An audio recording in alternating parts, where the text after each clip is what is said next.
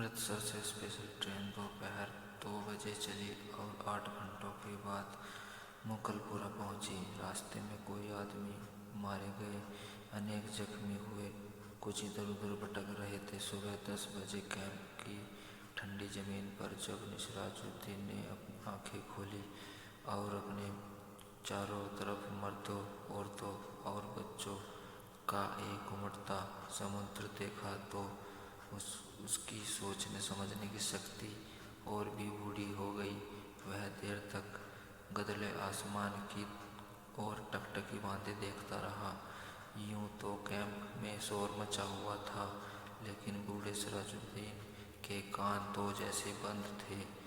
उसे कुछ सुनाई नहीं देता था। कोई उसे देखता तो वह ख्याल करता कि वह किसी गहरी नींद में गर्क था, मगर ऐसा नहीं था।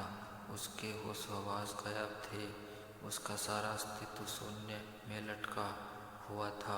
गदले आसमान की तरफ बगैर किसी इरादे के देखते देखते सिराजुद्दीन की आंखें सूरज से टकराई। तेज रोशनी उसके अस्तित्व की रग रग में उतर गई और वह जाग उठा। ऊपर तले उसके दिमाग के कई तस्वीरें दौड़ गई। लूट, आग, भागम भाग, स्टेशन, गालियाँ, गोलियों, रात और सकीना। सिराजुद्दीन एकदम उठ खड़ा हुआ और पागलों की तरह उसके चारों तरफ फैले हुए इंसानों के समुद्र को खंगालना शुरू कर दिया।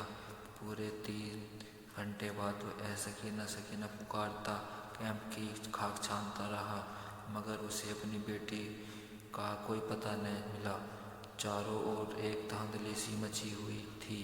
कोई अपना बच्चा ढूंढ रहा था, कोई अपनी माँ, कोई अपनी बीवी और कोई अपनी बेटी। सिराजुद्दीन थक हार कर एक तरफ बैठ गया और मस्तिष्क पर जोर देकर सोचने लगा कि सकीना उससे कब और कहाँ अलग हुई।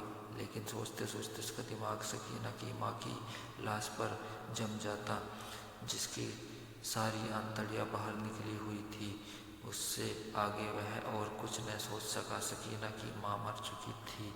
उसने सिराजुद्दीन की आंखों के सामने दम तोड़ा था, लेकिन सकीना कहाँ थी? उसके विषय में माँ ने मरते हुए कहा था, मुझे छोड़ दो और सकीना को लेकर जल्दी से यहाँ से भाग जाओ। सकीना उसके साथ ही थी। दोनों नंगे पांव भाग रहे थे। सकीना का दुपट्टा गिर पड़ा। उसे उठाने के लिए उसने रुकना चाहा था। सकीना ने चिल्लाकर कहा, अब्बा जी छोड़िए, लेकिन उसने दुपट्टा उठा लिया था।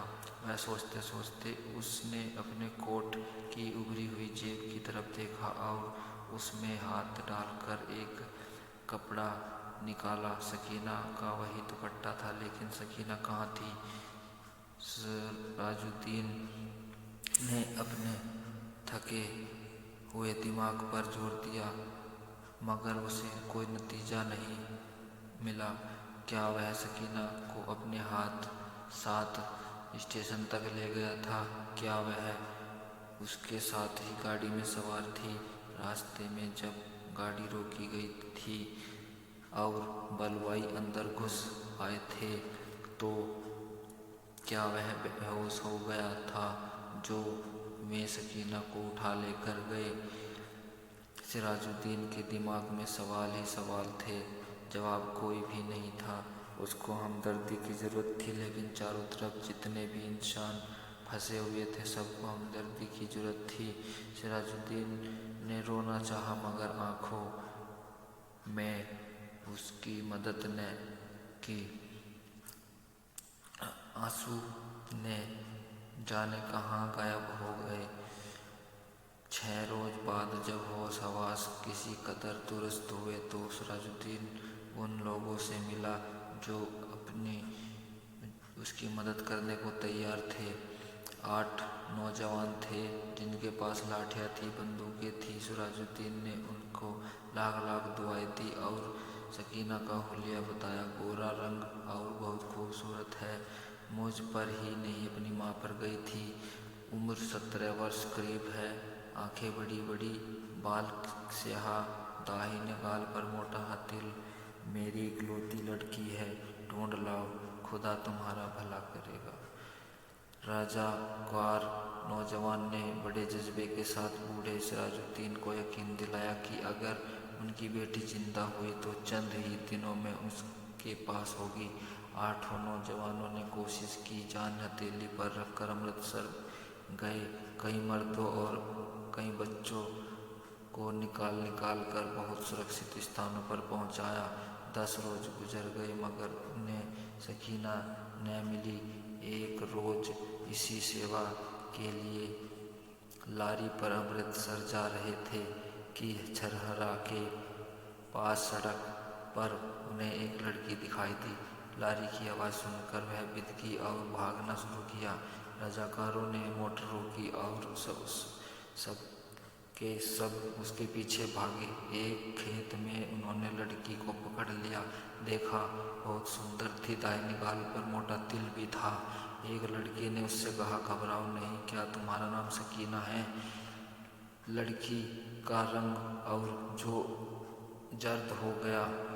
उसने कहीं जवाब नहीं दिया, लेकिन जब लड़कों ने उसे दम दिलाया तो उसकी दहशत दूर हुई और उसने मान लिया कि वो सिराजुद्दीन की बेटी सकीना है।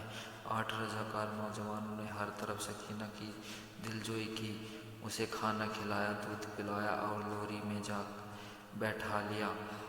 एक ने अपना कोट उतार कर उसे दे दिया, क्योंकि दुपट्टा न होने के कारण बहुत उलझन महसूस कर रही थी और बार बार बाहों से अपने सीने को ढकने की कोशिश कर रही थी। कई दिन गुजर गए, सिराजुद्दीन को सकीना का कोई खबर न मिला।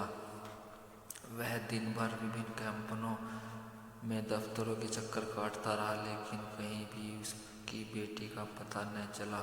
रात को बहुत देर तक उन रजाकार नौजवानों की कामयाबी के लिए दुआएं मांगता रहता, जिन्होंने उसे यकीन दिलाया था कि अगर सकीना जिंदा हुई तो चंद दिनों में ही उसे ढूंढ निकालेंगे। ऐसा एक रोज सिराजुद्दीन ने कैंप में उन नौजवानों राजगारों को देखा। लोरी में बैठे थे। सिराजुद्दीन भागा उनके पास गया।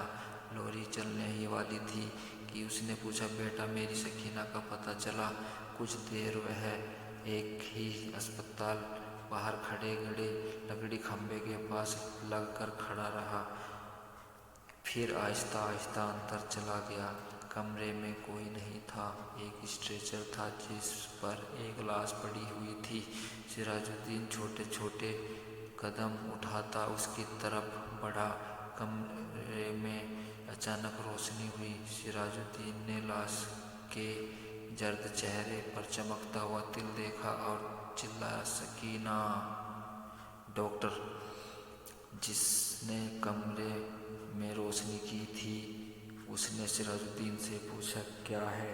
सिराजुद्दीन के हल्क से ऊपर इस कदर निकल सका, जी मैं इसका बाप हूँ। डॉक्टर ने स्ट्रेचर पर पड़ी लाश की नब्ज टटोली और सिराजुद्दीन से कहा, खिड़की खोल दो। सकीना के मुर्दा जिस्म में जंबिश थी। बेजान हाथों से उसने इंजार बंद खोला और सलवार नीचे सरका दी। बूढ़ा सिराजुद्दीन खुशी से चिल्लाया, जिंदा है, मेरी बेटी जिंदा है। इस प्रकार एक बिछड़े बाप को उसकी बेटी मिल गई और इस तरह इंसानियत का भी पता चला कि किस तरह कोई किसी की मदद कर सकता है, भले आज के ज़माने में ऐसा कोई किसी की मदद न करता हो। तो आपको ये कहानी कैसी लगी? इस कहानी में आपको क्या क्या अच्छा लगा, ये हमें कमेंट करके बताना जी। आपकी दिन अच्छा हो, आपकी लाइफ में सब कुछ अच्छा हो। कहानी सुनने के लिए धन्यवाद।